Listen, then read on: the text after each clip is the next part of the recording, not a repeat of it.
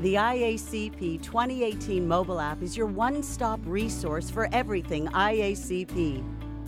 Stay on top of speaker and event schedules. Sort through 200-plus educational offerings and over 690 exhibiting companies with the latest in products and services specifically designed to support law enforcement needs. Tailor your schedule to fit your interests. Get real-time updates on when the next shuttle arrives and make virtual connections with fellow attendees. Visit the Hub, the center of activity on the Expo Hall floor, where you can participate in media training, mock interviewing, or view the leaderboard while participating in the Guidehouse-sponsored walking challenge. Enjoy IACP's interactive historical display celebrating IACP's 125 years of history. Have your professional photograph taken on Monday and Tuesday. Remember the Critical Issues Forum and the Global Perspective Series, where you will hear the latest in policing trends and hot topics. FBI Director Christopher Wray will speak on Sunday. Tuesday's Critical Issues Forum will deliver a dynamic discussion on the impact of reform on policing and community safety and will help answer the question, are we better off? Enjoy the numerous networking events throughout the convention. Monday night's Chiefs Night will be one of the best events yet, as IACP has exclusive access to Universal Studios theme park. And celebrate IACP's Leadership Award winners and the installation of the new Executive Board at the annual banquet. Download the 2018 IACP Annual Conference mobile app from either Google Play or iTunes and make the most of your IACP experience. The IACP 2018 mobile app puts all of that and more right in the palm of your hand.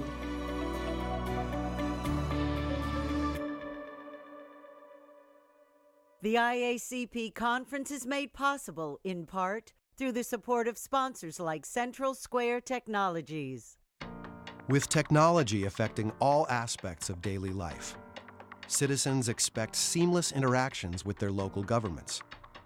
Meanwhile, crimes and disasters are placing extraordinary demands on law enforcement. Resources remain constrained, even as the public sector is called to meet increasing needs. We are Central Square Technologies. When you think about the municipal buildings that surround the Central Square, from City Hall to the police and fire station to the public hospital, it embodies the scope and scale of what we can bring to all parts of the public sector landscape. The four corners of the square represent the coming togethers of these four companies. Tritech, along with Zerka, Superion, and Aptian public sector. By bringing together four leaders in public sector technology, we can help government agencies do more for their citizens. Central Square, safer, smarter communities. As we begin this afternoon's proceedings, we ask that you silence your mobile devices as a courtesy to our speakers and your fellow delegates. Ladies and gentlemen, please welcome the International Association of Chiefs of Police Executive Board. Parliamentarian Michael Caldwell, General Counsel, Georgia Association of Chiefs of Police.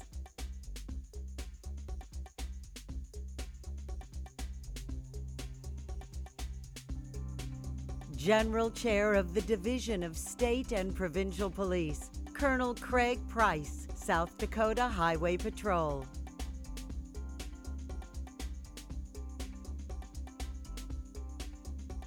General Chair of the Division of State Associations of Chiefs of Police, Timothy Lowry, Chief of Police, Florissant, Missouri Police Department.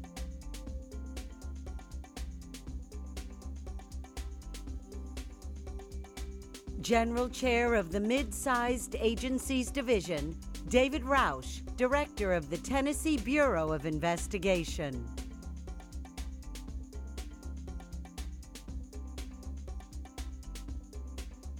International Vice President Joe Oliver, Assistant Commissioner of the Royal Canadian Mounted Police, Ottawa, Ontario.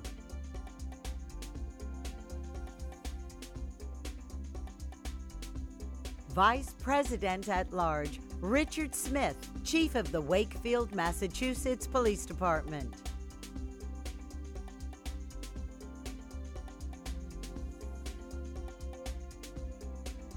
Vice President at Large, Wade Carpenter, Chief of Police, Park City, Utah Police Department.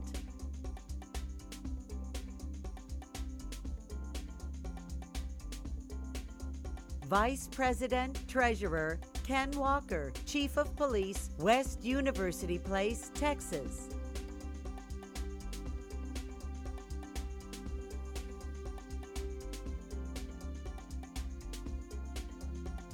Fourth Vice President, Dwight Henninger, Chief of the Vail, Colorado Police Department.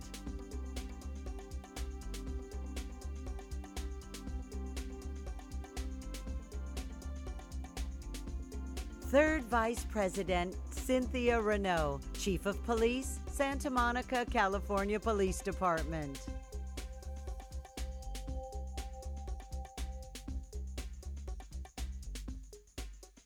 Second Vice President, Stephen Cass Stevens, Chief of the Buffalo Grove, Illinois Police Department.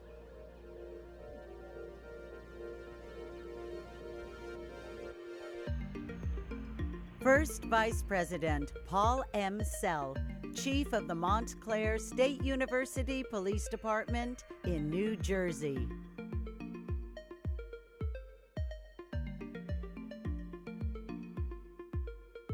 Immediate Past President, Donald DeLuca, Chief of Doral, Florida Police Department, retired.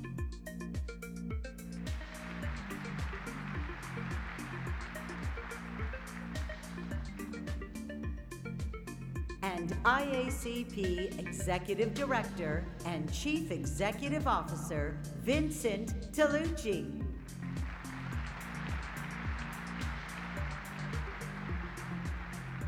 Let's give a special welcome to our host chief, Orlando Police Department Chief John Mina.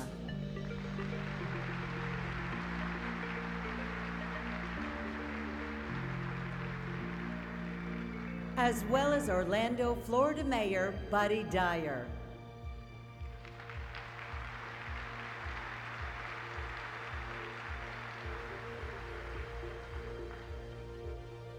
And now, please welcome the President of the International Association of Chiefs of Police, Louis M. Dekmar, Chief of the LaGrange, Georgia Police Department.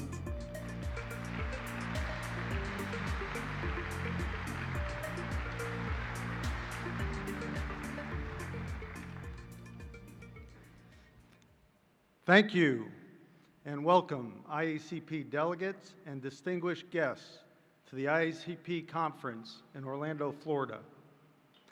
It's my privilege to call to order the opening ceremonies of the 2018 Annual Conference and Exposition of the International Association of Chiefs of Police. Please rise now for the presentation of the colors and the national anthem of the United States. And please remain standing for the invocation.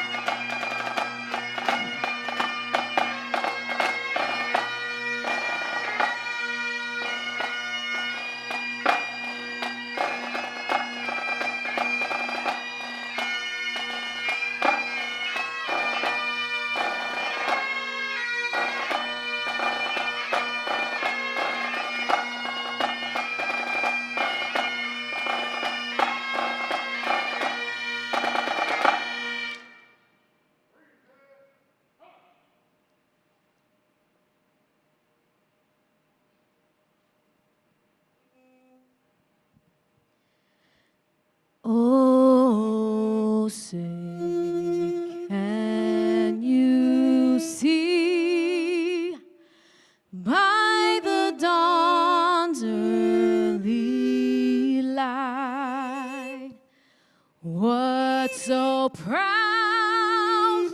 we hail at the twilight's last gleaming, whose broad stripes and bright stars through the perilous fight o'er the ramparts we watched were so gallantly streaming, and the rockets' red glare, the bombs bursting in air, gave proof through the night that our flag was still there.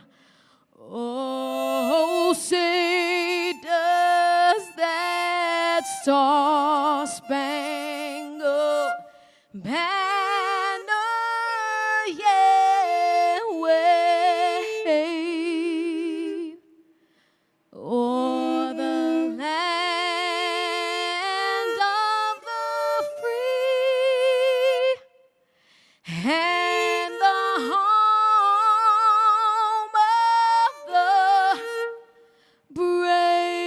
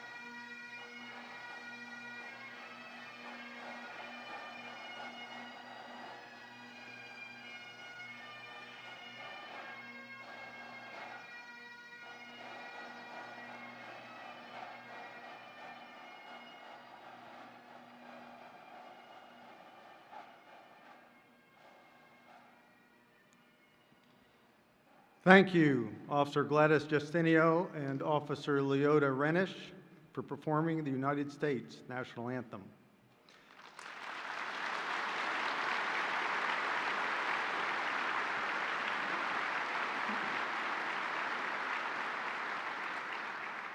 Thank you also to the Orlando Police Department and Orange County Sheriff's Office Honor Guard for the presentation of the colors.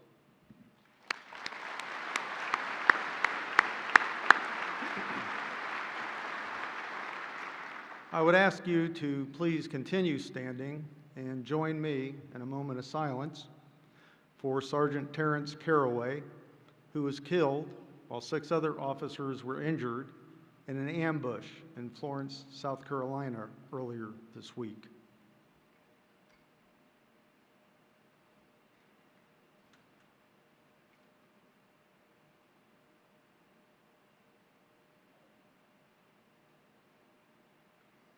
Please keep them and their families and all the officers across the globe who have sacrificed their lives since we last met in Philadelphia. Keep their families in your thoughts and prayers. Chaplain Mike Vidal, would you please open us in prayer?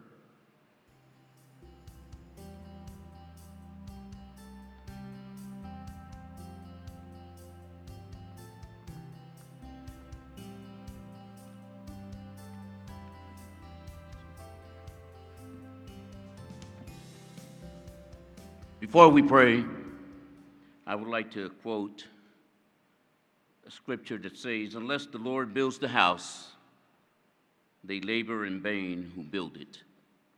Unless the Lord guards the city, the watchman keeps awake in vain."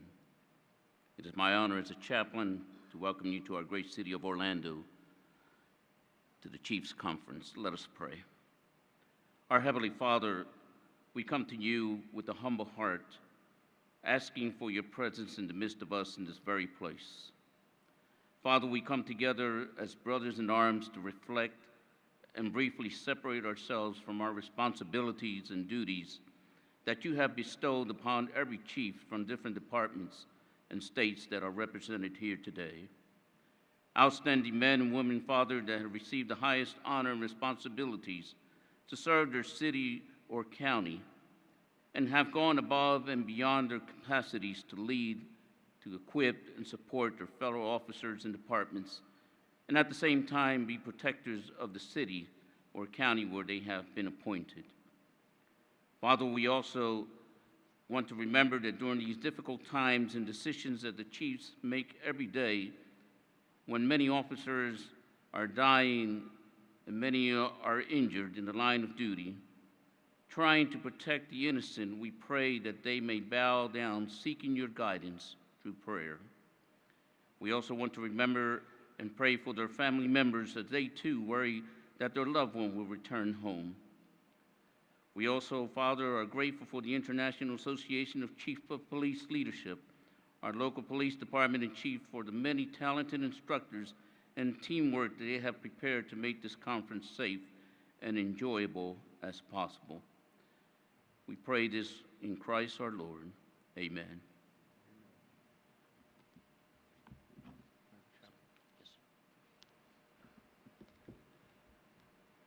Thank you, Dr. Vidal. Please be seated. If this is your first IACP conference, thank you for coming and joining us in the celebration of IACP's 125th anniversary. Please help me in acknowledging our birthday and the celebration that'll follow.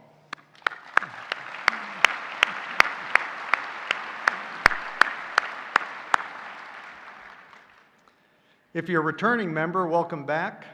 125 years ago, the original plan was to create a national police organization.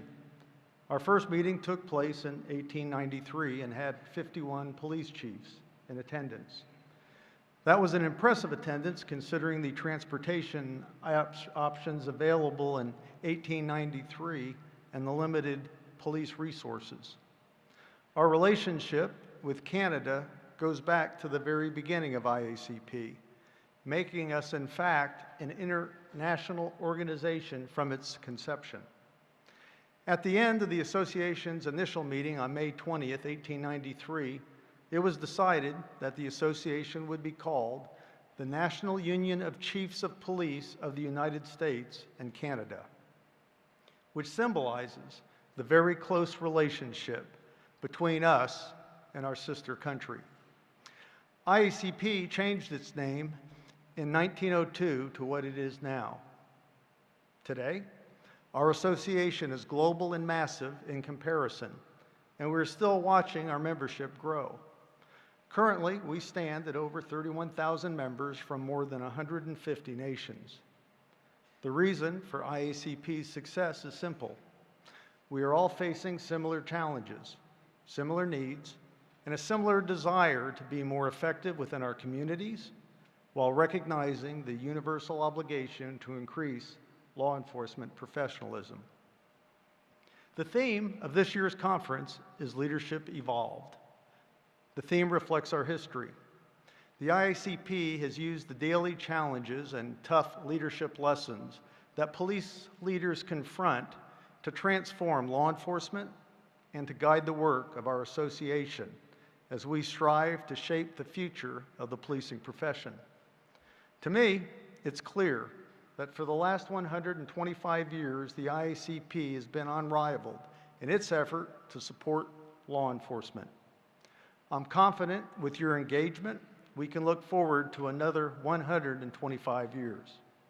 So, my thanks to each of you for making the IACP what it is today.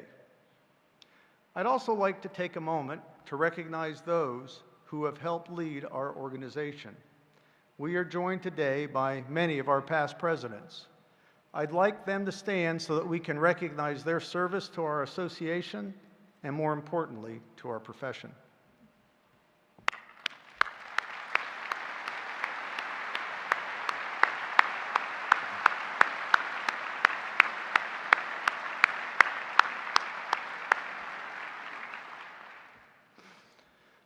Additionally, this conference would not be possible without the support of the women and men of the Orlando Police Department and the Orange County Sheriff's Office. Please join me in a round of applause for all they've done to make this conference a success.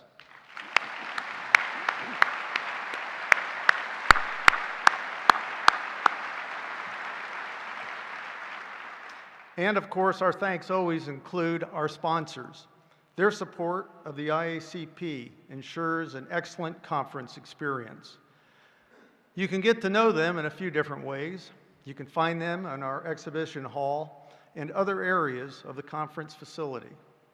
You can also learn about them during the assemblies through video messages, like the one here from Verizon. We're here simulating different kinds of emergencies and testing our response plans.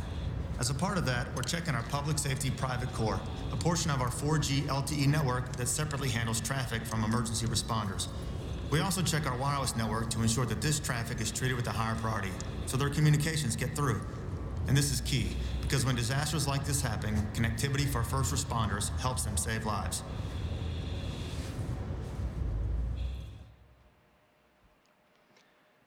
If you flew here today, or yesterday, or earlier this week, Mayor Buddy Dyer was among the first voices you heard upon arriving at the Atlanta airport. He is a Central Florida native who was elected Orlando's mayor in 2003. As mayor, he was a source of unwavering strength for residents grappling with the 3 devastating hurricanes in 2004. In 2016, after the Pulse nightclub shooting, his strong leadership was evident once again. Through it all, he maintains his vision for a better future, not just for Orlando, but for everyone. Let's welcome Mayor Buddy Dyer.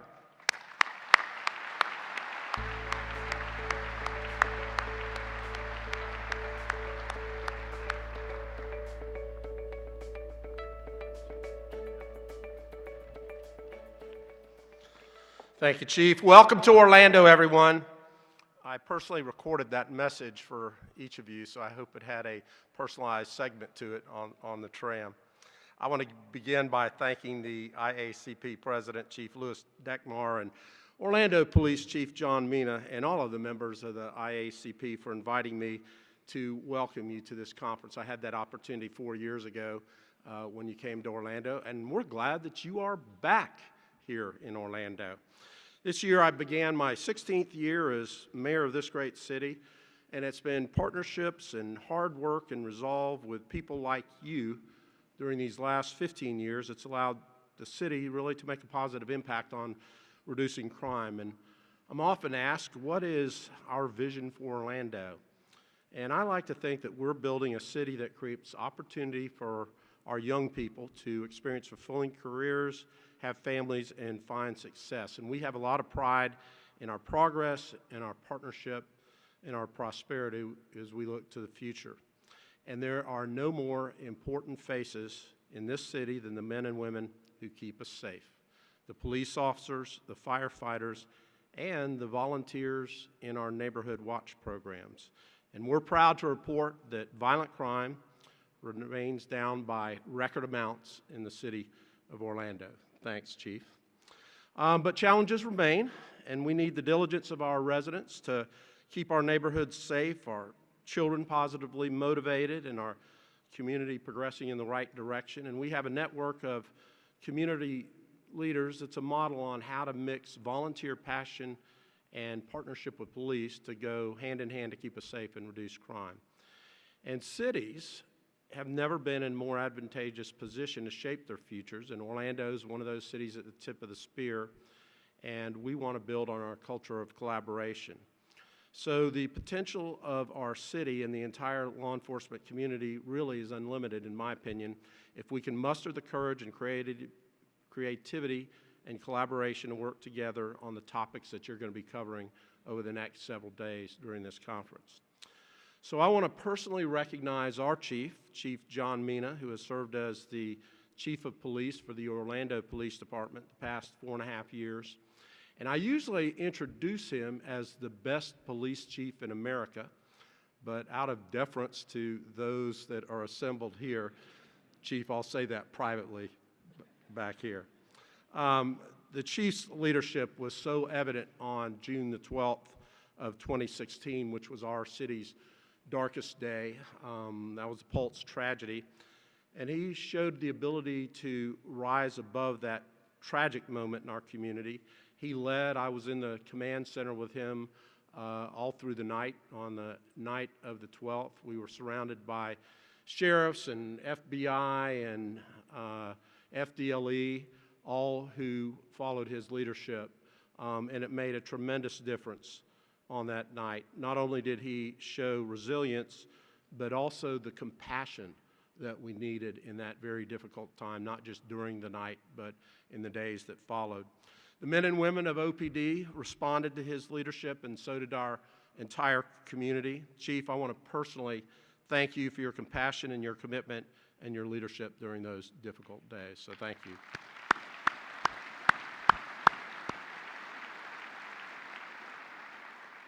So thank you for inviting me, and have a great week in Orlando.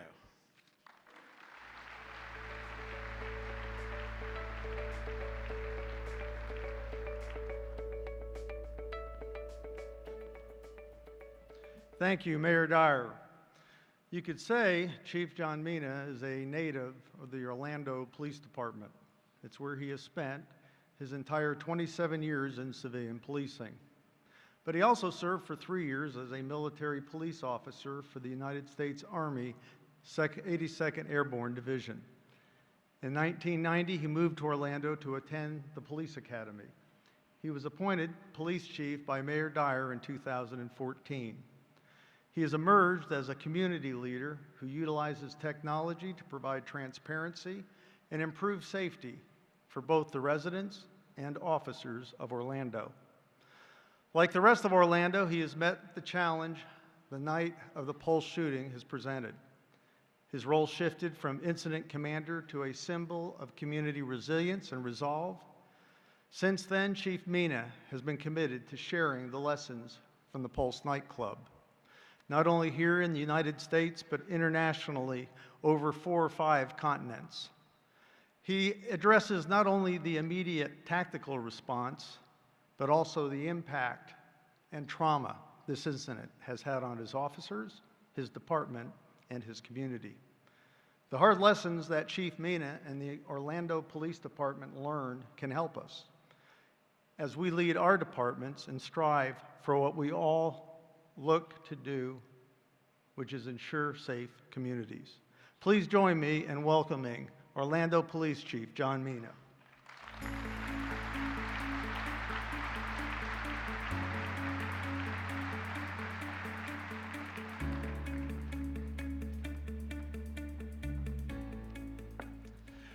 Thank you, Chief Dekmar, and thank you, Mayor Dyer, for being here to welcome the IACP conference and for your constant, unyielding support of law enforcement. On behalf of the men and women of the Orlando Police Department, I want to welcome you to IACP 2018. I want to thank Chief Louis Dekmar, Vince Toluzzi, and the entire IACP team for all the hard work in your preparation for such a great conference. I also want to acknowledge my staff who has helped put together this incredible event. I am especially grateful to Lieutenant Doug Gerke, Sergeant Leith Harrell, and Rachel Booz, who have worked tirelessly in the preparation for this conference. I also want to thank Orange County Sheriff Jerry Demings. We are actually in his jurisdiction right now, and we certainly could not have done this without the help of the Orange County Sheriff's Office. The IACP conference helps us become better leaders and gives us the chance to learn about new crime-fighting tools, methods, emerging technologies, and better ways to keep our officers and communities safe. When I last welcomed all of you to Orlando for IACP in 2014, I was a relatively new chief of police. In these 4 years, the national conversation around law enforcement has changed drastically. The best practices, strategies, and advancing technologies we will share this week have never been more critical. In the last 4 years, the Orlando Police Department, like many departments across the country, have faced some very dark days. As you heard, in the early morning hours of June 12, 2016, a gunman walked into the Pulse nightclub in an act of terror and cut short the lives of 49 of our neighbors, friends, family members, and loved ones. The men and women of the Orlando Police Department, the Orange County Sheriff's Office, and law enforcement agencies throughout Central Florida ran toward gunfire that night, putting their own lives at great peril to save dozens of survivors within the walls of Pulse. As law enforcement leaders, more and more of us are responding to the scenes of mass shootings. We have lived through that anguish with our communities, and these events have left an indelible mark on all of us. As chiefs and leaders, we face every day the safety of our officers at the top of our minds. Too many of us in the last 4 years also share the pain of losing officers in the line of duty. Since 2015, nearly 500 officers have died in the line of duty throughout the United States. Nearly 200 of those were killed by gunfire. In 2017, 4 Central Florida law enforcement heroes made the ultimate sacrifice. None of us in law enforcement are immune from the dangers facing our communities and our officers, but we forge ahead each and every day because this is not a job, it is a calling. Law enforcement officers are committed to something greater than themselves.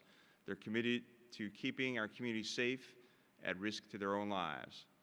And if they are not safe, in good health, physically and mentally, they cannot do their jobs. And as leaders, one of our greatest responsibilities is to ensure that our officers have the best training and equipment to keep them safe on the street. We are fortunate to have some of the best training and equipment available. At the Orlando Police Department, like many of you, we have outfitted all of our first responders with body-worn cameras, a tool that is not only helpful for policing, but for maintaining the highest levels of integrity and transparency. But aside from training and technology, the most important advances we have made here have been through community involvement. And make no mistake, I'm all about arresting the bad guys and putting them behind bars, but like all of you, I know law enforcement is so much more than that. Not every conversation has to start with, can I see your identification? As a leader, I expect my officers to take the time to talk to our residents and especially our youth. And that could be as simple as a smile, a wave, a conversation, or a catch in the street. Those actions over the last several years have gone a long way in ensuring our bond with our community stays strong. In closing, I want to say I am so happy and proud to be hosting you at the IACP 2018, but for me personally, it's bittersweet. After nearly 28 years at the Orlando Police Department, I'm retiring later this month. Serving as chief of the Orlando Police Department, the department I love, has been the greatest honor of my life. Don't hesitate to reach out to me or any members of the Orlando Police Department during the conference, and we hope you'll have a great time and take advantage of the many events that we have planned. Take care and have a great time in Orlando.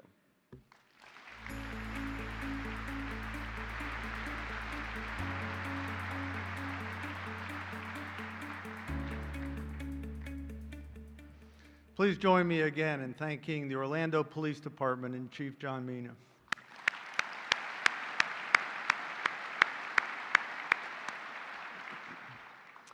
Over the last year, I've had the opportunity to travel to 5 continents and numerous countries, as well as representing the IACP at world regional meetings, including Interpol, Ameripol, and Europol. At each venue, we discuss issues surrounding cybercrime, human trafficking, narcotics, and building and maintaining community trust. No matter the country, we all share the same mission: safeguarding our communities. In the numerous issues we face globally, I pledge to focus on 3 initiatives over the course of the last year: at-risk adults, police response to persons affected by mental illness, and building trust and legitimacy in our communities.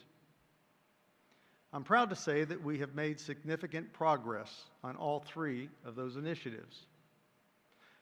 A staggering 1 in 10 at-risk adults are victims of abuse, neglect, and exploitation. In the United States alone, 5 million at-risk adults are financially exploited annually. Crimes against the aging continue to increase, but many law enforcement officers do not have the experience or training necessary for an effective response to these crimes. This is the reason the IACP has developed at-risk adult roll call training videos and the Senior Abuse Financial Tracking and Accounting Toolkit. These resources will enhance law enforcement's ability to address crimes committed against this susceptible population. The videos and toolkits were released here in Orlando, and I encourage each of you to use them as resources when you return to your departments. I also pledge to work on the police response to those affected by mental illness. There has been a global failure in the services provided for those affected by mental illness, from the initial, often unanswered cries for help to the constant cycle of the same people entering treatment or incarceration. Current public policy continues to inflict harm through a lack of community-based resources and inpatient services.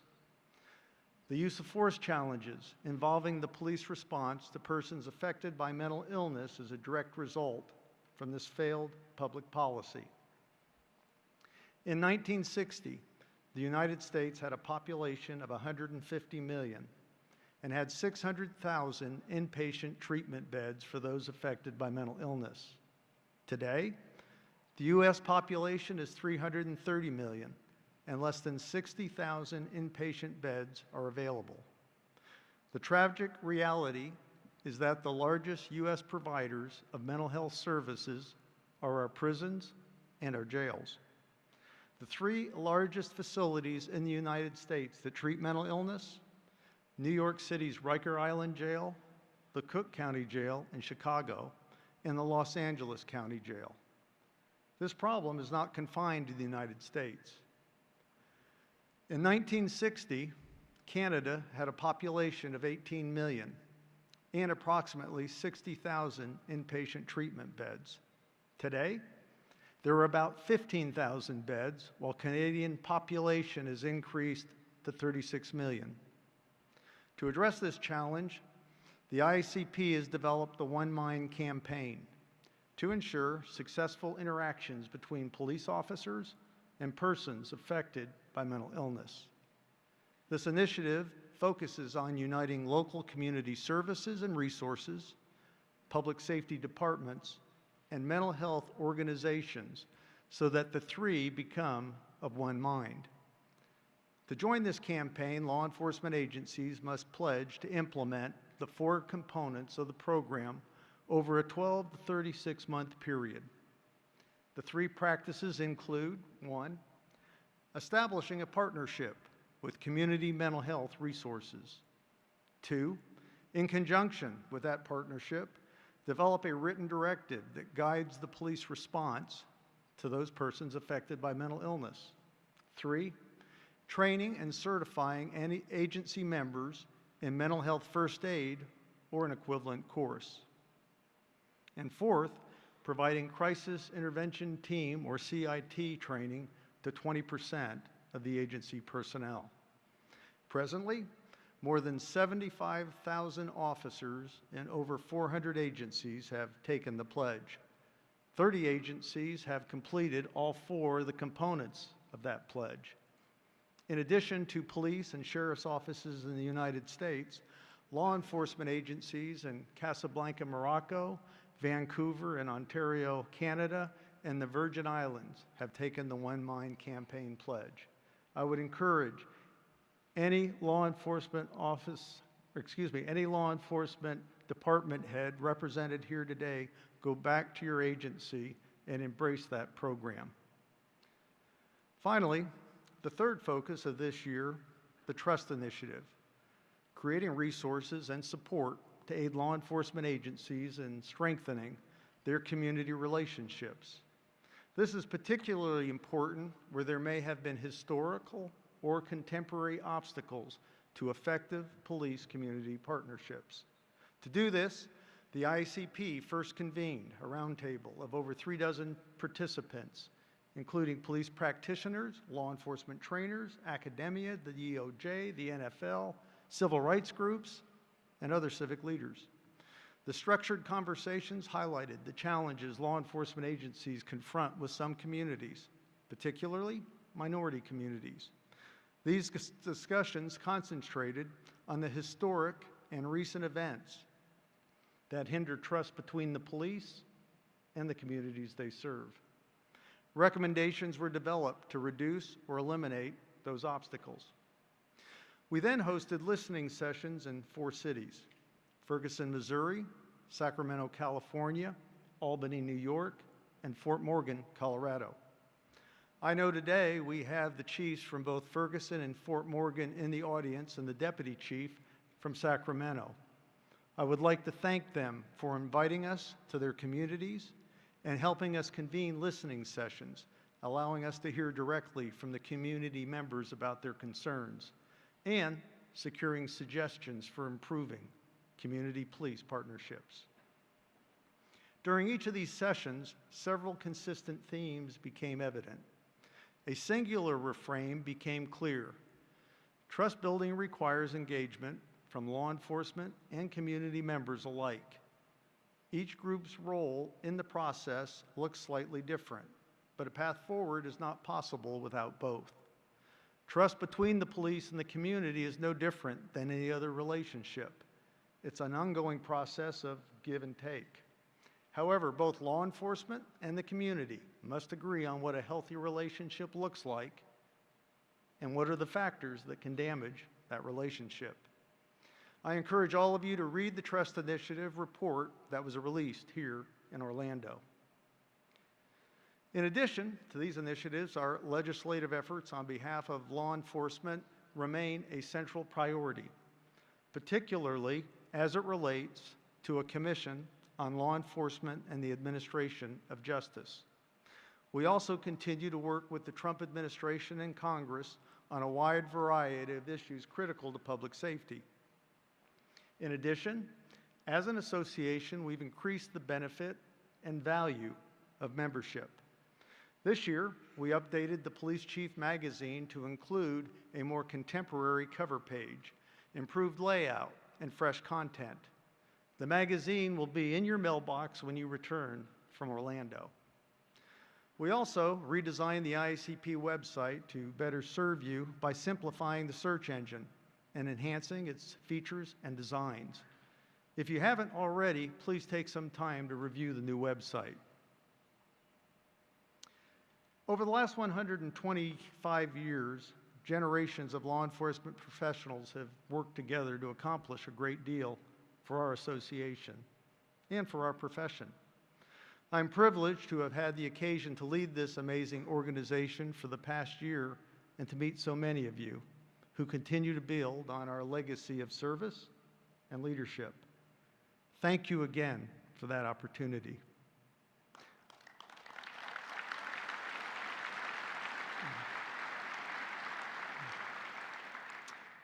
I would like to now invite First Vice President Paul Sell to the podium.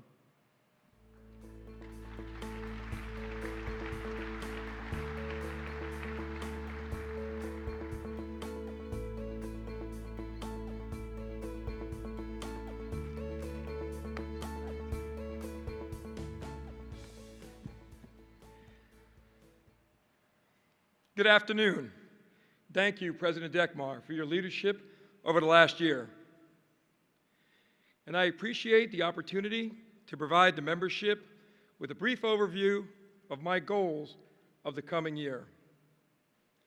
A key goal will be the development of a platform that is focused on creating safer communities, with a concentration on bringing sexual and gender violence to the forefront of law enforcement concerns.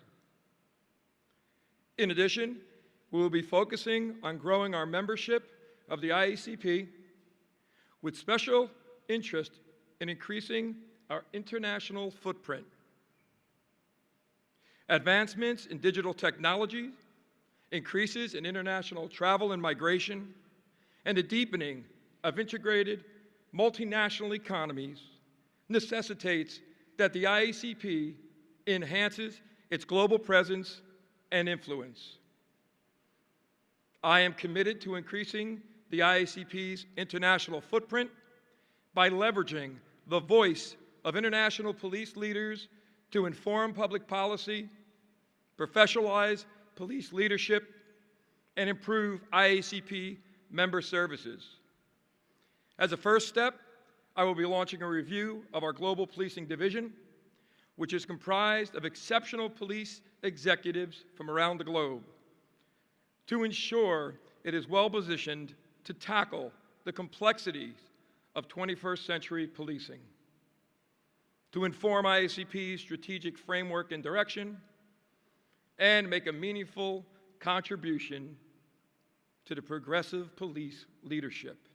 In addition, I will be announcing our Plus One campaign, where I will be asking each and every member of the IACP this year to recruit one new member, doubling our size, doubling our reach, and doubling our resources in 2019. Finally, words cannot express how humbled I am by the trust and confidence you have shown me by allowing me to lead this magnificent organization. I look forward to working with each of you as the IACP continues its efforts to shape the future of the law enforcement profession. Thank you again, and have a great conference.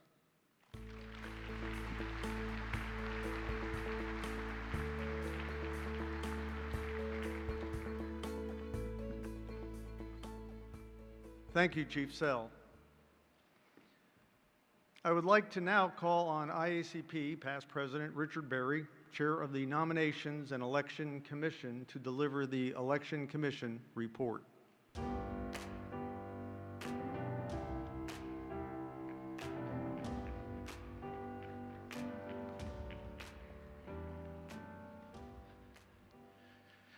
Thank you, Chief Deckmar. Ladies and gentlemen, on behalf of the Nominations and Election Commission, I hereby report that in accordance with the requirements of the IACP Constitution, the IACP Board of Directors has certified the eligibility of Chief John Letney of the Apex, North Carolina Police Department to serve as IACP's fourth Vice President. The IACP Board of Directors has also certified that Chief Will Johnson to serve as the IACP Vice President at Large. Since both Chief Letney and Chief Johnson are unopposed for office, the Chair will now entertain a motion that the election of the candidates be confirmed by a voice vote. Do I have such a motion? I have a motion. Do I have a second? All those in favor signify by saying aye. All opposed say nay. The ayes have it, and the motion carries. Congratulations to Chief Letney and Chief Johnson. Please stand so we can see you. Congratulations, gentlemen. That's the future leadership of this organization.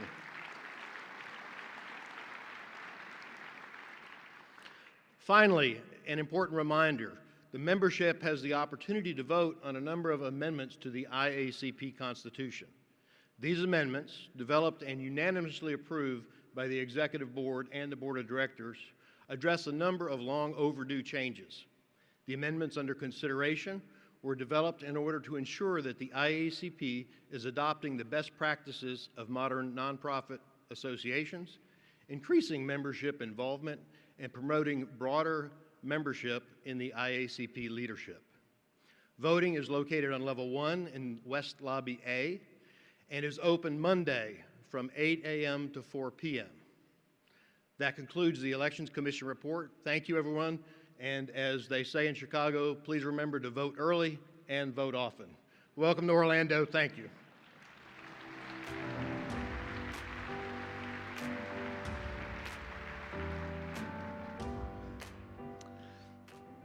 Thank you, past President Berry.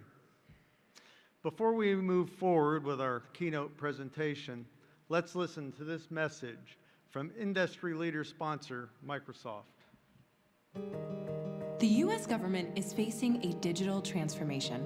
Government agencies and partners need to move more quickly, which challenges their IT systems to modernize at every turn. Shifting focus from capital expenditure to operating expenditure can free up time and resources, so you can concentrate on improving services and advancing your mission. And while the cloud has a reputation for being complicated to implement and maintain in government, at Microsoft, we're here to keep things simple. The Azure Government Cloud provides U.S. government agencies and partners with innovative, industry-specific features and unparalleled flexibility. We understand your challenges and are making it easier to rapidly access new technology, deliver the latest services to citizens, and take advantage of evolving security enhancements. Join the federal agencies, startups, and 90% of Fortune 500 businesses who already trust the Microsoft Cloud today.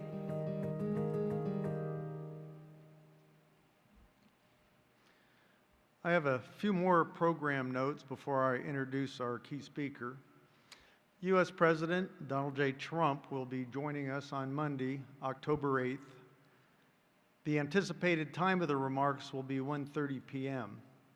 Additional information about the schedule, security regulations, and entry procedures will be posted on the IACP conference app and emailed when they are available. So, if you have not already done so, I urge you to download the IACP conference app, which is available at the App Store or Google Play. Another reminder, as past President Berry indicated, voting for the constitutional amendments will take place from 8 a.m. to 4 p.m. You can cast your vote in the West A lobby on level 1 of the Convention Center. Also, anyone who intends to announce their candidacy for IACP office can do so at the closing of the general session on Monday. Further, FBI Director Christopher Wray will be speaking tomorrow, Sunday, October 7th at 10 a.m. in the Chapin Theater, which is located on level 3 of West Hall C. On Tuesday at 10 a.m., the Critical Issues Forum will take place in this ballroom.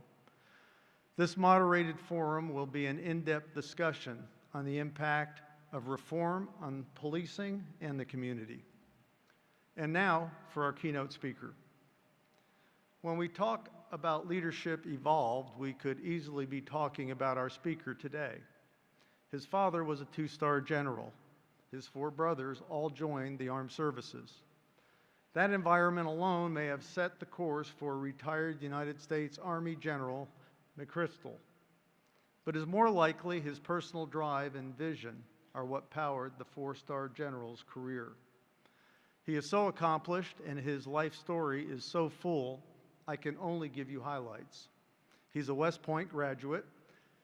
He served with the 82nd Airborne Division, served as an intelligence and operation officer for the United Nations Command Support Group in South Korea, held multiple commands, eventually headed up the Joint Special Operations Command, and served as the commander of the U.S. and international security forces in Afghanistan. He is also a writer, a talent he first displayed during his West Point days. His 2 best-selling books are lessons in leadership. He recognizes the power of culture, transparency, and visionary thinking. His strategies are field-tested and have been adopted in corporate, civic, and educational environments. There's a lot to learn from General McChrystal, so please submit your questions. To ask a question, follow the instructions on the screen. Now, ladies and gentlemen, please join me in welcoming General McChrystal.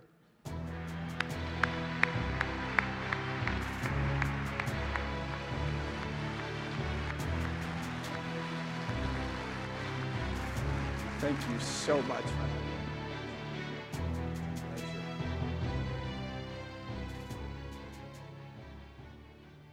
Well, thank you very much, and it's humbling to be in front of a group like this, of people who are as incredibly accomplished as you are. And as you'll know through life, sometimes as you have success or accomplishments, that can sort of go to your head. Like it was announced in the introduction, I went to West Point. And that sounds pretty impressive. But I was admitted in 1972. The military was not very popular, so statistically speaking, that is the easiest year in the Academy's history to be admitted. Here I am. And it only really looks like this picture 2 days every year, so you got to catch them when it's exactly like that. The rest of the time, it's all gray. And that's the way it felt for me. But I made it through the 4 years, and at the end of the 4 years, I went off into my Army career, and I had a great time doing it. Just like you find it's fulfilling as you go forward. But as you get more senior, suddenly you find your jokes are funnier, your ideas are better, you rarely hear as much opposition except me from my wife of 41 years, who I hear from hourly. But you could start to feel good about yourself. And so I retired in 2010, and I'm thinking, okay, I've had a great life. I'm a pretty successful guy. And then something even worse happened. There's an old hotel at West Point called the Thayer Hotel. And the Thayer Hotel is almost a monument on West Point. The great and the famous have stayed there. About 9 months ago, they dedicated a room to me. And I said, oh my God, how cool am I? I've never had anything dedicated to me before. And now I've got a room in the hotel. And what's worse? They put up a bronze plaque. I've never had a bronze plaque. Now suddenly I've got a bronze plaque. And of course, you know what a bronze plaque means. A bronze plaque equals immortality. So not only have I had a great career, I am immortal. So I'm explaining this to my wife, Andy, about I'm an immortal. And we go up to West Point for a wedding of 2 of my former students about 3 months ago. And when we go up there, I tell her, we have got to stay in the Stanley McChrystal room. So she books it. We don't get any discount. But we go into the room and we carry the luggage in, and there's some pictures of my life and career in there. And I just sort of stood in the middle of the room and inhaled all the Stan-ness of it all. I said, how great is this? Don't you just love it? Well, Annie's not quite the same way. So she sat on the little couch, and on the coffee table, there's a guest book. And she goes, I wonder what people write in the guest book in the Stan room. And then pretty soon she starts laughing crazily. And this is what she saw.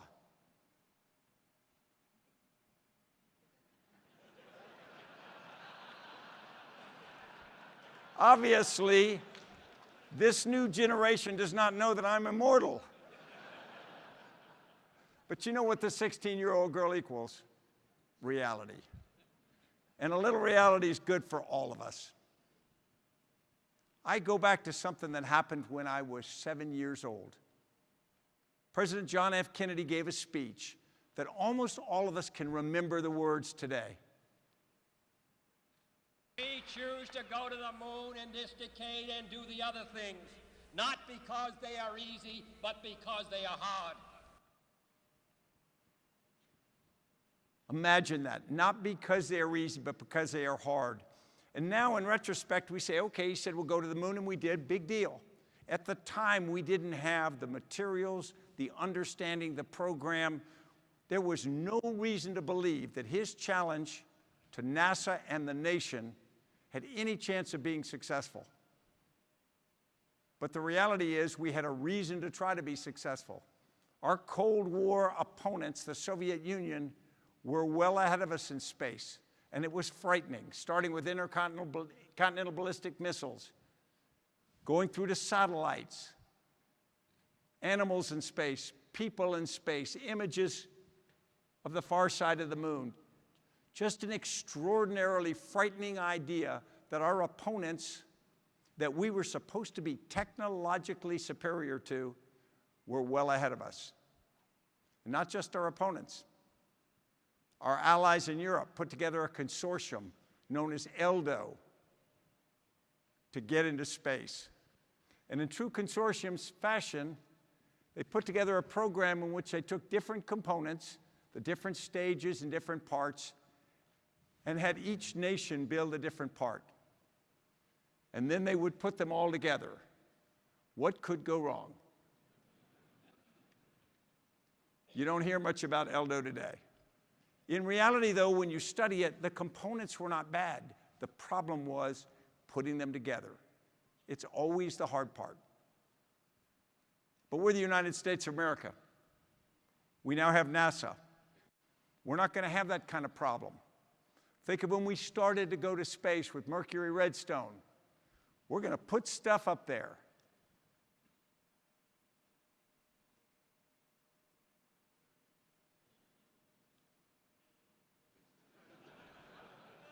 This is famously known as the 4-inch launch.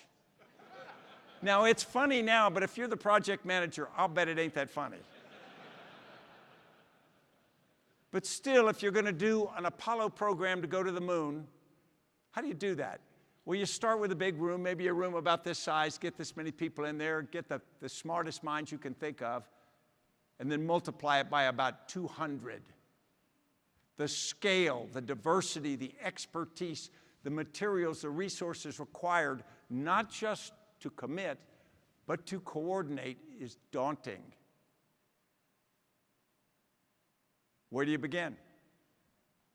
Well, you probably go out and get the best rocket scientist in the world. But that's not what NASA did. They got George Mueller. He wasn't a rocket scientist at all. He was an electrical engineer who was a specialist in systems planning, making things connect. And George Mueller did some really interesting things.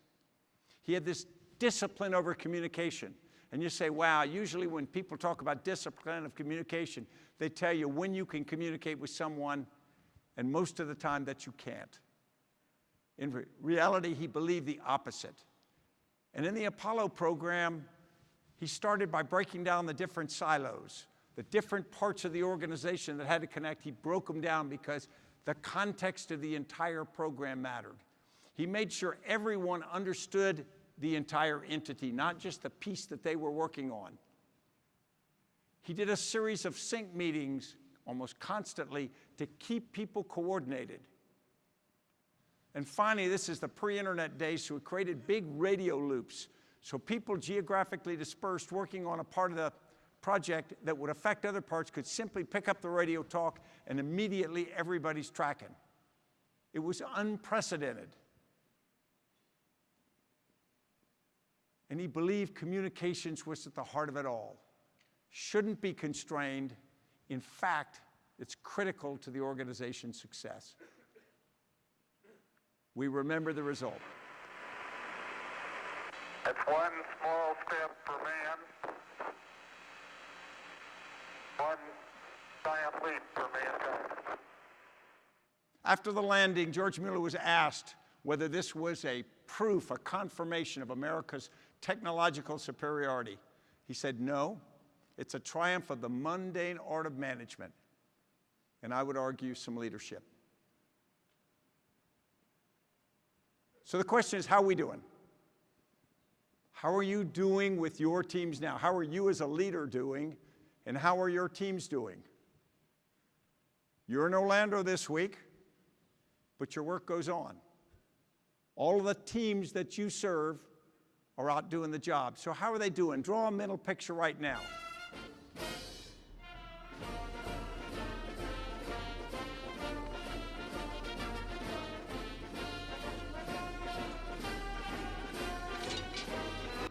Admit it, you've been on that team. I have been in charge of that team.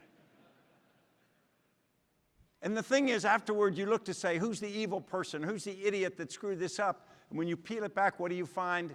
That's not the case. You find good people with good intentions working hard, but it's hard to pull together because it's hard. Everyone's got events that change their lives. The direction and arc of my career and my life was changed by something that happened in Iran in 1980. Many of you will remember it. It began on November 4th, 1979, when Iranian students stormed and took control of the United States Embassy in downtown Tehran. It set up a hostage crisis, which ultimately lasted 444 days. It was a difficult time because Jimmy Carter was trying to get a diplomatic solution to it. But he couldn't get traction with the Iranian revolutionary government under the Ayatollah Khomeini. And after several months of frustration, he authorized a rescue attempt. I was a young Green Beret first lieutenant at the time. The operation, by definition, was going to be difficult because you were going to 2 locations in downtown Tehran, the capital city of a country that was entirely denied to American forces. So a complicated operation was put together involving helicopters, C-130 aircraft, landing at night on a transload zone using first-generation night vision devices, then moving on, and it failed. It didn't fail because of a firefight with the Iranians. It failed because pieces connected had not worked together enough before. Good people, courageous people, committed, trying hard, failed, and it failed in the most public way. There was an accident at Desert One, a piece of desert that was being used for a transload airfield. 8 Americans were tragically killed. The force had to pull out, and equipment was left. Burned American equipment, some fully operational American equipment, and some American bodies burned that couldn't be recovered that night. Iranian TV went out and filmed it and put it hour after hour on TV.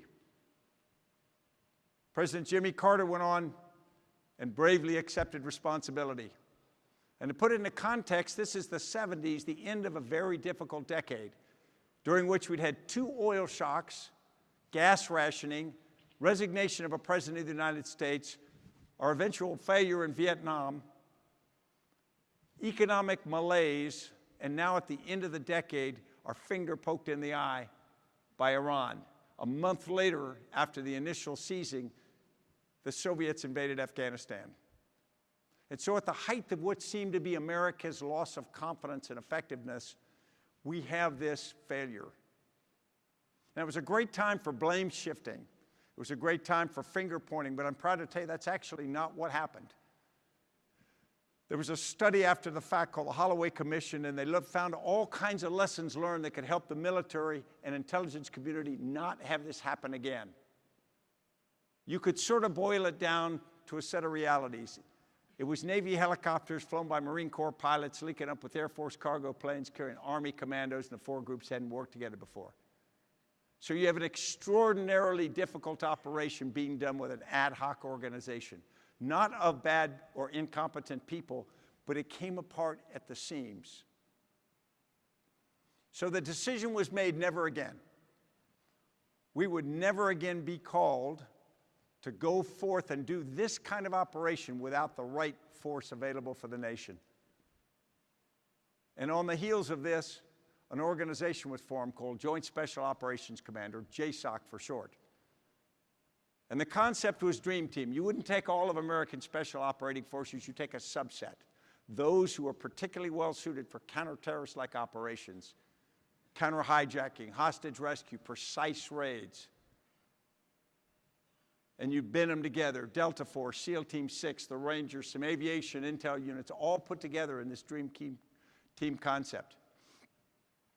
Every person in the force, specially selected, exquisitely trained, and the force was lavishly resourced. As DOD budgets went up and down, JSOC got everything it needed no matter what. And I had the opportunity essentially to grow up in this command and spend my career in it, and eventually command it. If you look at it, though,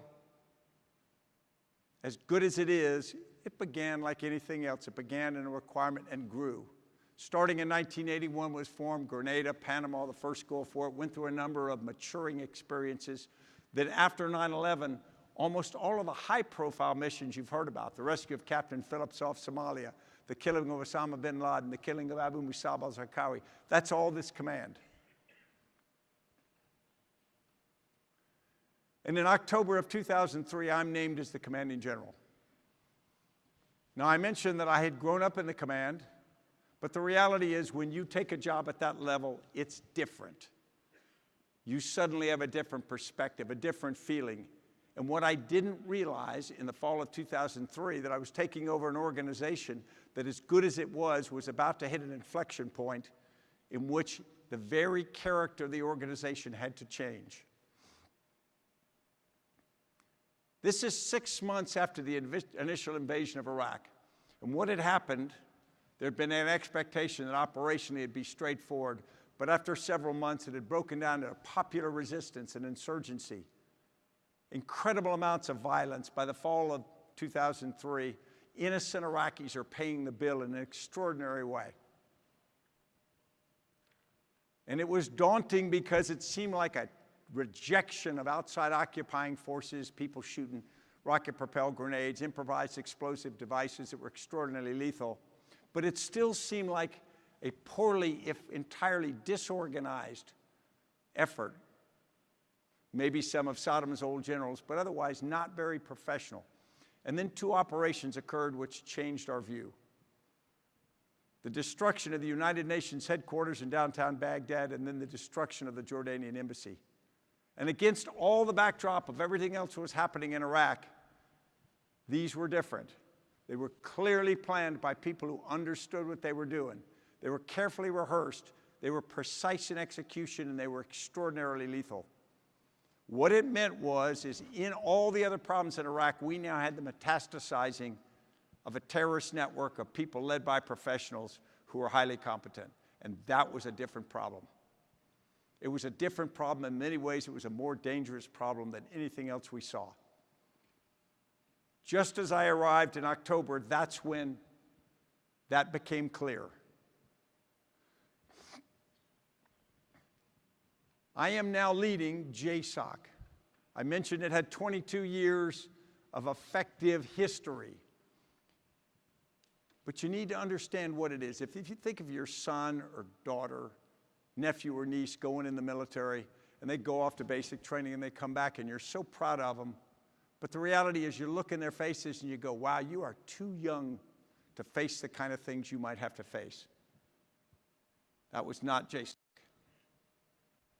JSOC had an entirely different look and feel. The average age was 35 to 50 years old. Everybody had a mortgage, a family, college bills. 50% of Delta Force had been wounded and was back in the fight. When you're 17 or 18, you're bulletproof. You just assume that. When you're 35 or 40, you know you are not. It's a different mindset. And an extraordinarily professional force focused on a mission, purpose-built to destroy terrorist networks.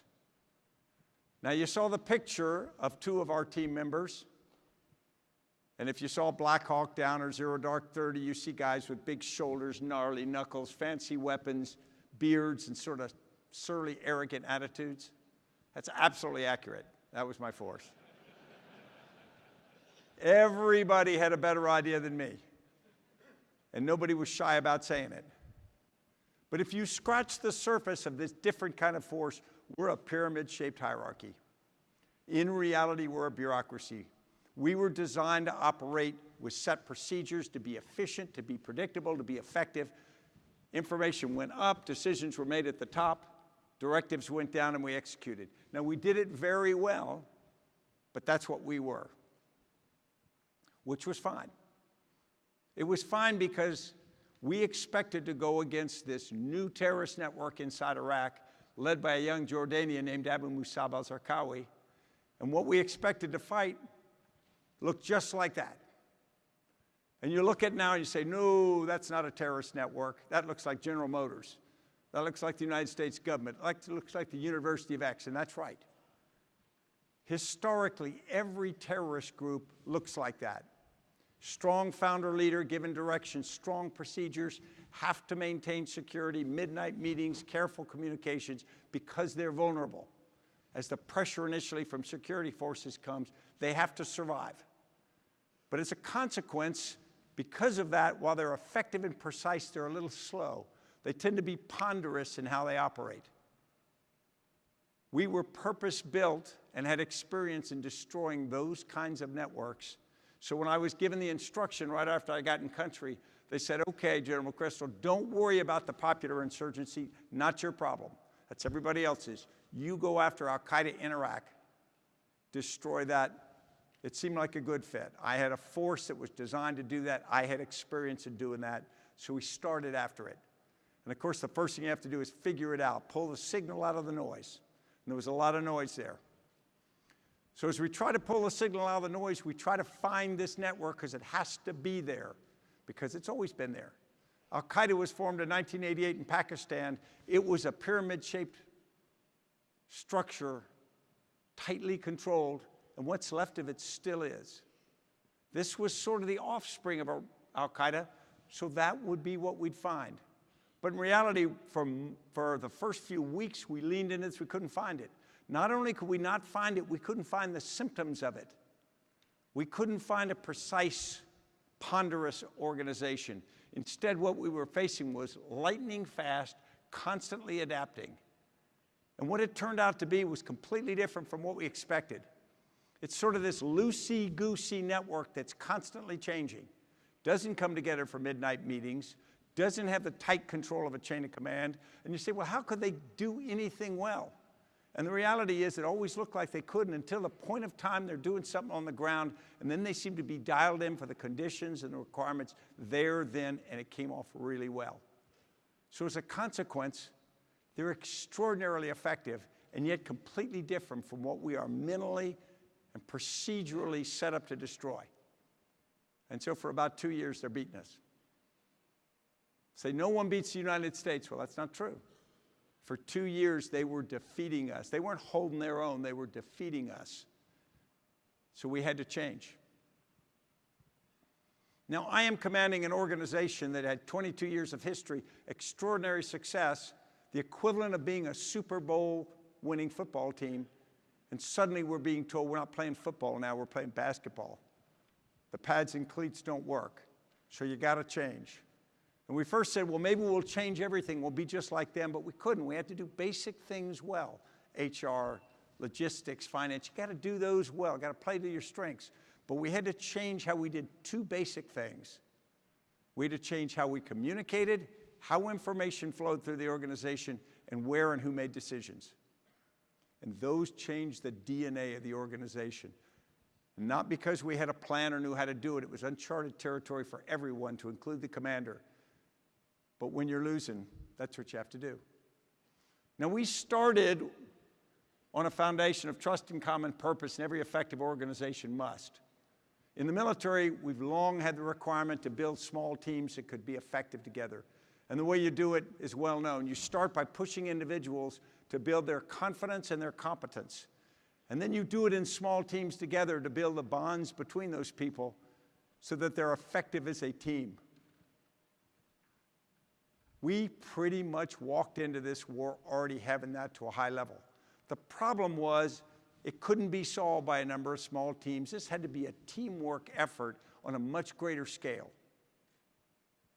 What we didn't have, we didn't even have a word for, and that was shared consciousness, common contextual understanding.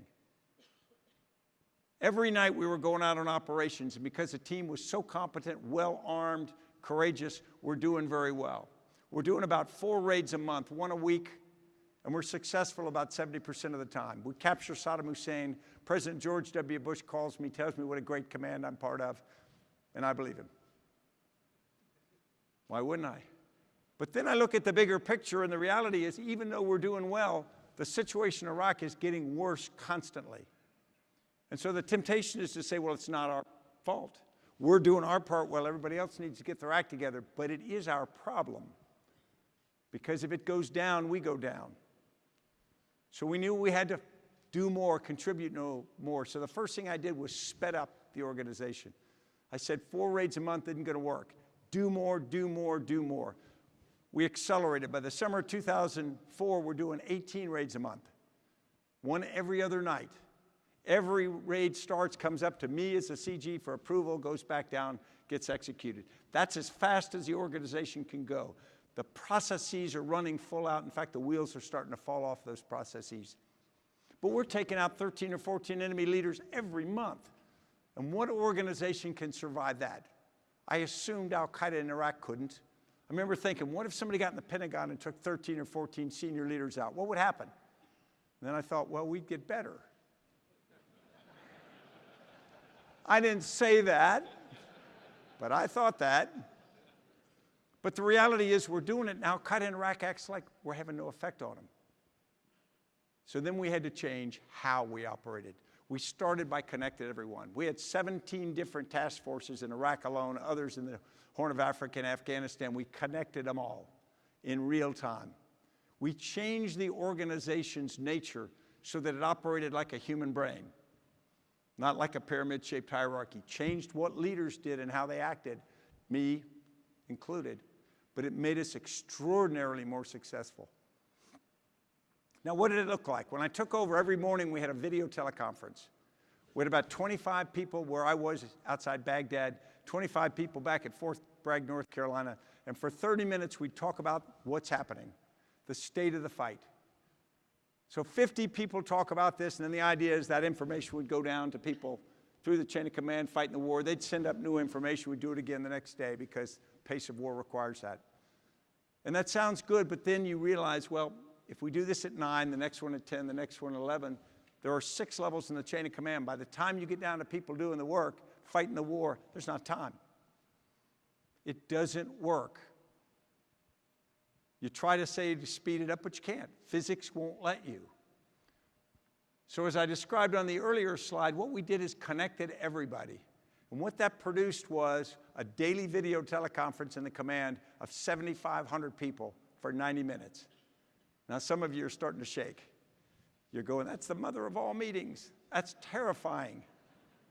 What happened was, in 90 minutes a day, everybody understood what the situation was, what we were trying to do, what we could do, and then we didn't have to tell anybody what to do.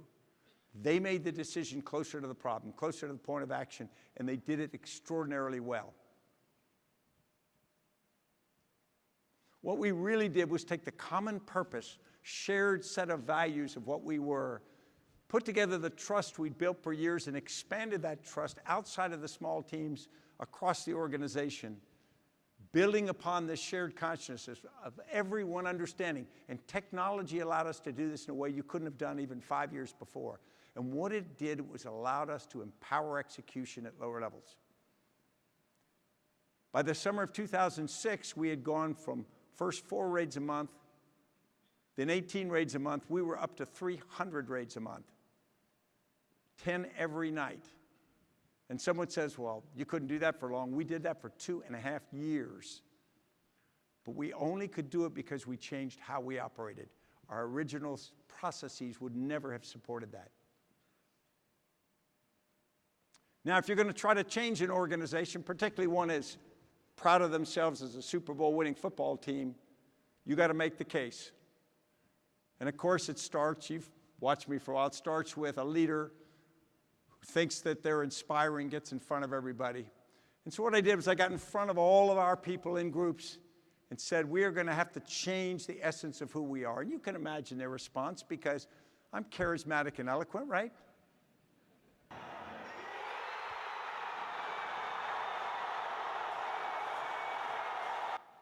That could be an exaggeration. Actually, from my perspective, it felt different. This is what I saw. And I heard some interesting responses. One of the first you may have heard before too. It's working so far, why change? And on a narrow sense, it was working. On a macro sense, it was failing. So we had to open everybody's peripheral vision and make the case. We may be winning the battle, we're losing the war. Then there was the thing is, what if it doesn't work? And I love this question. I say, if it doesn't work, sure, we could lose. I said, we're already losing. We don't have to change anything to lose. And then there was one I never heard, but I knew was thought all the time. And it's human. It's not disloyal. If we change everything, how do I fit in? Because that's a natural response. You change things after people have worked in a system, developed expertise, credibility, you suddenly upend them. So instead of being sort of irritated by that, we got to understand that. And then finally, probably the most powerful one, when you tell people they got to change dramatically, they say, I'm busy. What do you want me to stop doing? And of course, you can't stop, because we have to keep juggling 3 balls, and you got to completely change what you're doing. Well, good luck, boss. How am I going to do that?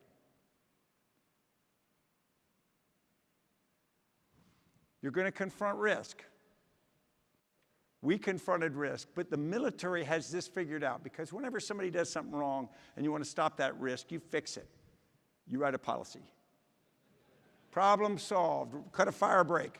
That will never happen again. And then somebody shifts a little off it and does something else. So you say, okay, no problem, write another policy. Then another policy, then another policy, and then a policy to cover policies.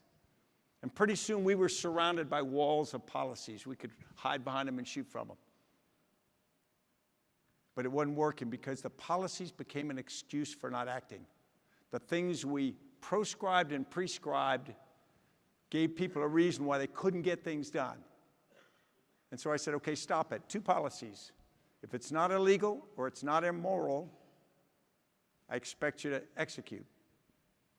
I don't want you to be cavalier with the lives of our people, but we got to get the mission done.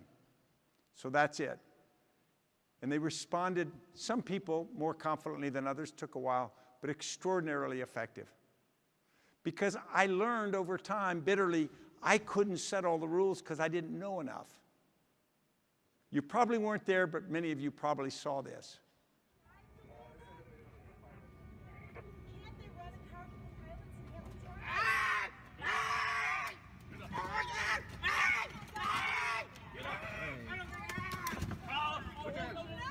This is a passenger being removed from an oversold airline flight.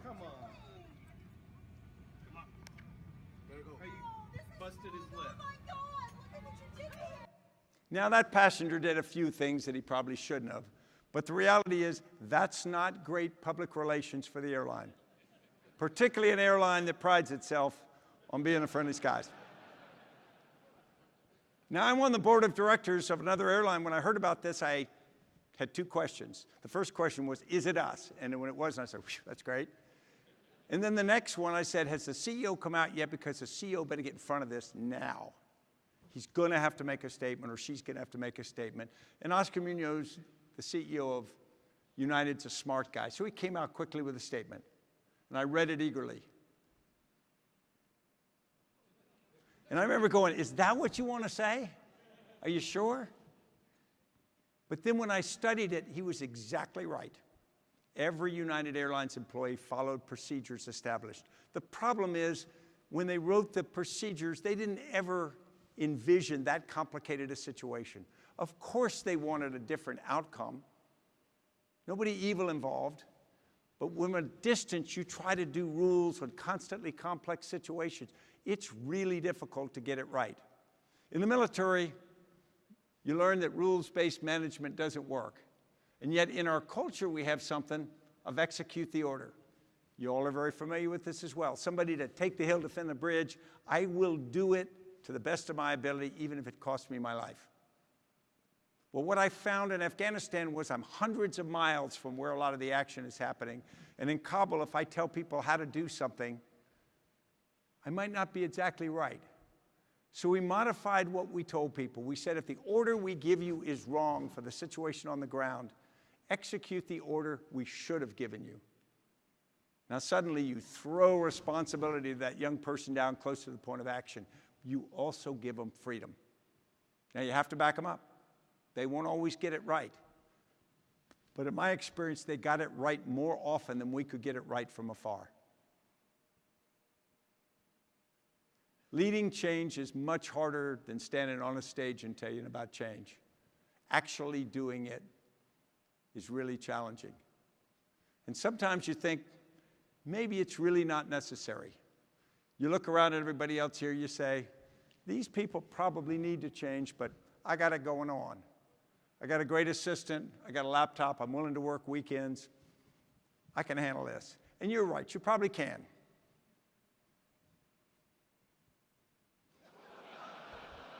Until you can't.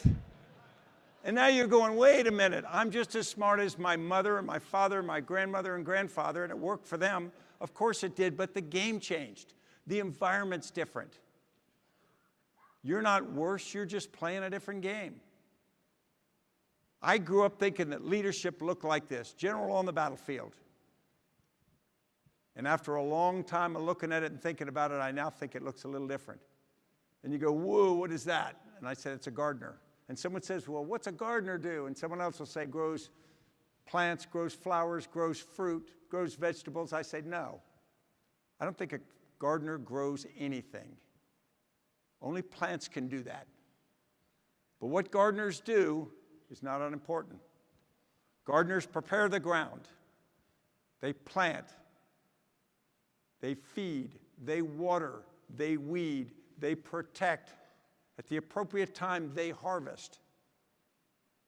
Gardeners create an environment or an ecosystem in which plants do that which only plants can do, and yet can do it at scale.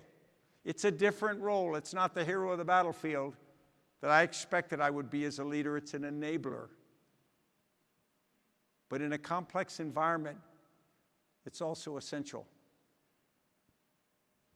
If we think about leading in a different way, we can grow stronger teams.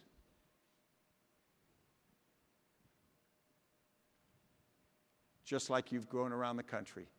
Thank you very much, and I'd be honored to take any questions you might have.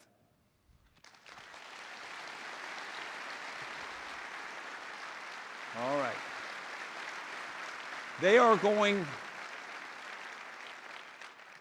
have put the questions up here for me, so I'll read them off here. The first one is, why are the Washington Nationals the best team in baseball? Well, you guys can't see the screen. You don't know if I'm lying. The question is, what is your best advice to translate leadership lessons learned to the policing profession? Well, actually, what I learned is the policing profession is so much like the military, or actually the military like the policing profession, that it hurts.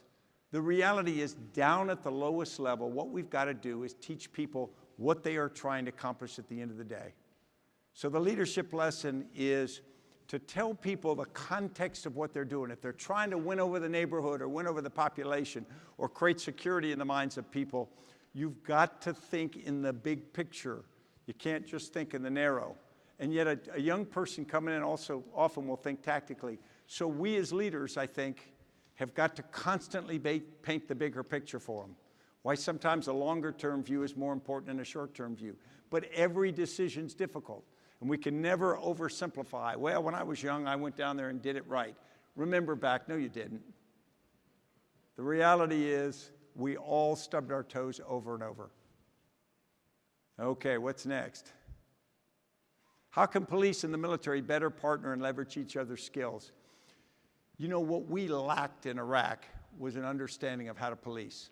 Here we are working with the Iraqi police. We're working with the Iraqi military, and the problem was basically one of winning the confidence of the population. Not the love of the population, because that was going to be difficult, particularly in Iraq, but in Afghanistan as well.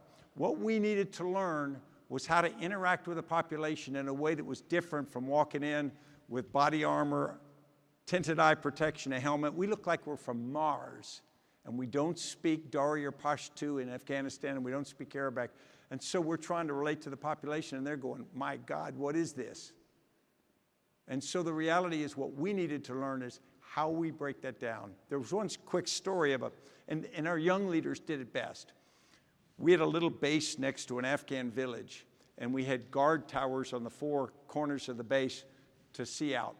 And we went down to visit the base. My sergeant major went down, and one of the guard towers is not manned, the one overlooking the village.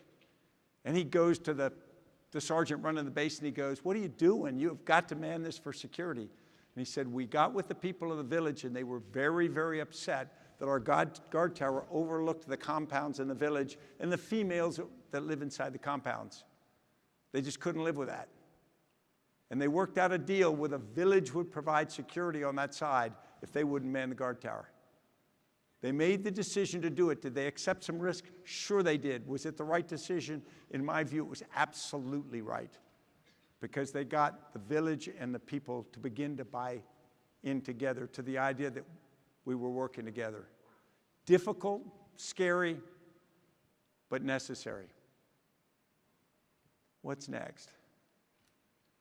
What tips do you have to lead on leading a diverse organization?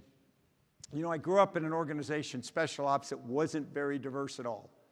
In fact, for many years, it was stunningly non-diverse. And then when we got into the fight, what we found was this sort of hierarchy in which Delta and SEAL operators were number one, and then it sort of worked its way down. That really didn't apply, because in peacetime, kind of how big you were and how good a shot you were and stories you could tell from previous wars mattered a lot. When it got really hard in Iraq, nobody cared about your stories. What they cared about is who could get something done. And I remember going into an operations center in one of our task forces one day.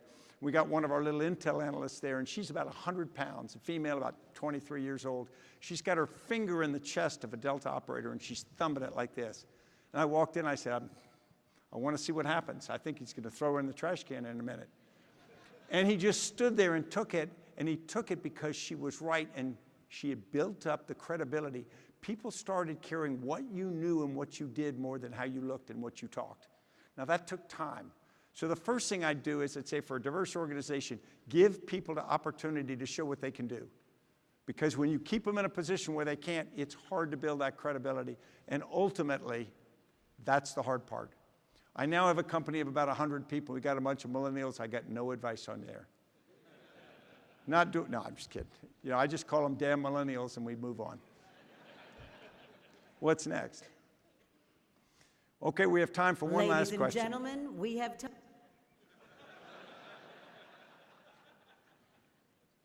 Perfect. Okay, what's the best way to communicate your vision to people on the front line? Here's what we think. We think we've got the vision right, and so we'll write it in an email or a letter, or we'll get out in front of everybody and we'll say it. And so there it is. It's out there. Everybody, you know, tattoo it on your chest and we'll go forward. The first best way to communicate to people on the front line is say it about 150 times. When you've communicated to the same people scores of times, one day they'll suddenly go, wow, you were serious about that, aren't you? The reality is repetition and simplicity. If you have a different message the next time you show up, they dump the first one because they say, here's his new message or her new message.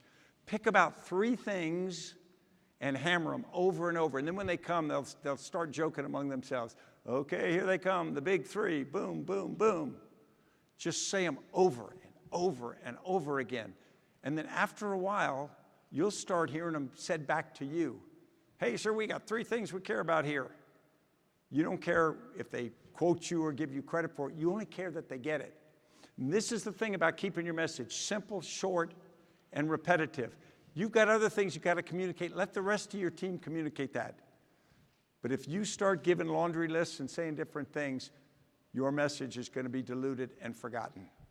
You've got such a powerful message to send anyway. Your credibility, your personal credibility carries so much weight. Pick them carefully. Hammer them over and over, and then let the passion that you have for that come through. Thank you very much. It's been my honor.